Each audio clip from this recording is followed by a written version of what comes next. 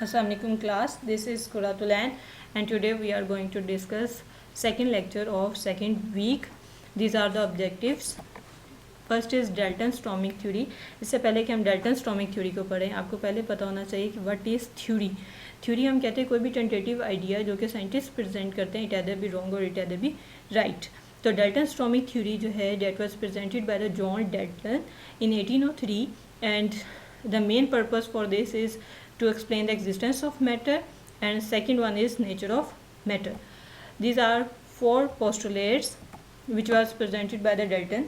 First is all elements are composed of indivisible particles. Indivisible particle ऐसे particles को कहते हैं जो कि further divide नहीं हो सकते, और इन particle को उन्होंने नाम दिया था atoms. Second is atom of particular element, यानी कि अगर आपके पास कोई भी एक एलिमेंट है तो उसमें जितने भी एटम्स मौजूद होंगे they will be same.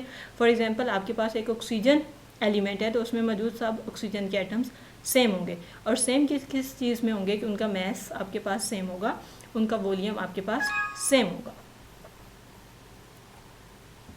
Second third postulate, during chemical reaction, यानी कि अगर कोई भी केमिकल रिएक्शन होता है तो उसमें एटम्स आपस में कंबाइन होते हैं, यहाँ पे वो सेपरेट होते हैं या वो रीअरेंज हो जाते हैं. जैसे कि आपके पास एक एग्जांपल गिवन है वाटर की, तो वाटर में हाइड्रोजन और ऑक्सीजन के एटम्स आपस में रिएक्ट करते हैं और आपके पास वाटर बन जाता है. तो दो हाइड्रोजन के एटम और एक ऑक्सीजन का एटम जब मिलते हैं, कंबाइन होते हैं, तो they form the water molecule. Fourth postulate and the last postulate is atom can nether be created not be destroyed.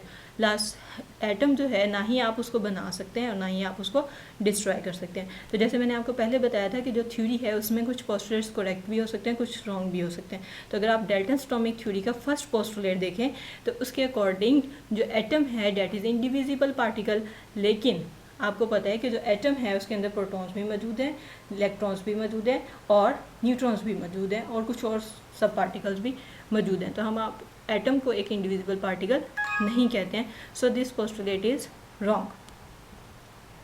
Next is the molecularity of the physical world. अगर आप अपने इर्द गिर्द फिजिकल वर्ल्ड में देखें तो आपके पास लिविंग सब्सटेंसेस भी हैं, नॉन लिविंग सब्सटेंसेस भी हैं.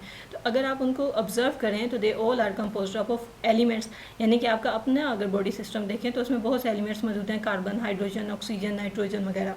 तो आपके पास यूजुअली जो सब्सटेंसेस आपके पास आते हैं लिविंग नॉन लिविंग, तो वो यूजुअली कंपोस्ट आप हुए होते हैं मिक्सचर से. तो मिक्सचर में अगर ऑब्जर्व किया जाए तो आपके पास दो मेजर कंपोजिशंस हैं, एक आप कंपोनेंट्स हैं, एक एलिमेंट है और दूसरा कंपाउंड है. तो एलिमेंट और कंपाउंड का जो रिप्रेजेंटेटिव पार्टिकल्स हैं वो है आपके पास मॉलिक्यूल्स.